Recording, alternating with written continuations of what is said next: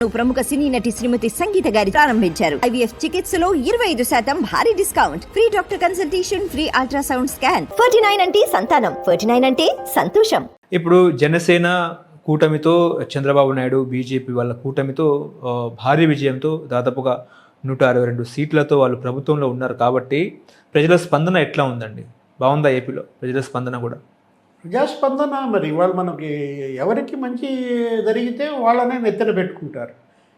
1000 రూపాయలు పెన్షన్ పెంచాడంటే ఇవాళ ఏంటి, ఆ వృద్ధులు కానీ వికలాంగులు కానీ దివ్యాంగుల పింఛన్ డబల్ చేశారు. ఏది 6000 ఇవాళ ఇస్తున్నారు అన్నమాట. అంటే నీకు దగ్గర దగ్గర 60 లక్షల మందిలో అది సంతృప్తం, సాటిస్ఫాక్షన్స్. నెక్స్ట్ అన్నా క్యాంటీన్స్.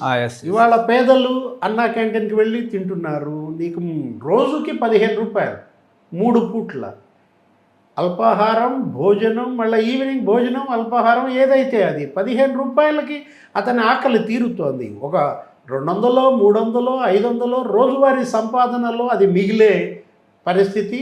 ఆ డబ్బును అతను ఆరోగ్యానికి వాడుకోవచ్చు, చదువులకు వాడుకోవచ్చు, బిడ్డల చదువులకు. ఇవాళ అనేక చర్యలు, ఏది అటు రైతుల్లో భరోసా నింపటం, ఇటు పేదలకి మెరుగైన జీవితం ఇవ్వడం, మరోవైపు యువతకు ఉపాధి అవకాశాలు పెంచటం, మహిళల్లో భద్రత. ఇంతకు ముందులాగా అణిచివేతలు లేవు. ప్రతిపక్షం కూడా స్వేచ్ఛగా తిరిగే వాతావరణం చూస్తున్నాం ఈ 100 రోజుల్లో. జగన్మోహన్ రెడ్డి పర్యటిస్తున్నారు, అంటే తక్కువగానే పర్యటిస్తున్నారు, అడపాదడపానే వెళ్తున్నాడు ప్రజల్లోకి. కానీ ఎక్కడా ఆయన ఎవరు అడ్డుకోవట్లేదు. అడ్డుకోక బాగా ఆయనకు మంచి స్పందన వస్తుంది ప్రజల నుంచి కూడా. ఎవరికి?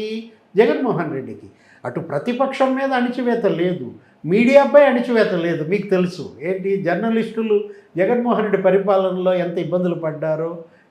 జర్నలిస్టులపై కేసులు చూసాం, జర్నలిస్టులపైనే SC ST కేసులు చూసాము. అసలు 1 చోట 2 చోట్ల జర్నలిస్టుల హత్యలు జరిగాయి. ఇప్పుడు ఇలాంటిది మీడియాపై అణిచివేత లేదు, ప్రజా సంఘాలపై అణిచివేత లేదు. గతంలో చూసాం ఉపాధ్యాయులను కూడా అరెస్ట్ చేసిన పరిస్థితి. ఏంటి, పోలీస్ స్టేషన్లో ఉపాధ్యాయులను పెట్టడం. ఇవాళ ప్రజా సంఘాలు, ఉద్యోగ సంఘాలు, అన్ని వర్గాలలో కూడా ఈ 100 రోజుల్లో సంతృప్తి స్పష్టంగా కనపడుతోంది. కాకపోతే ఇది రాబోయే 57 నెలలు కొనసాగించాలి. మరింత సంతృప్తి తెచ్చుకునే దిశగా ఆ కూటమి ప్రభుత్వం పనిచేయాలి. ఓకే.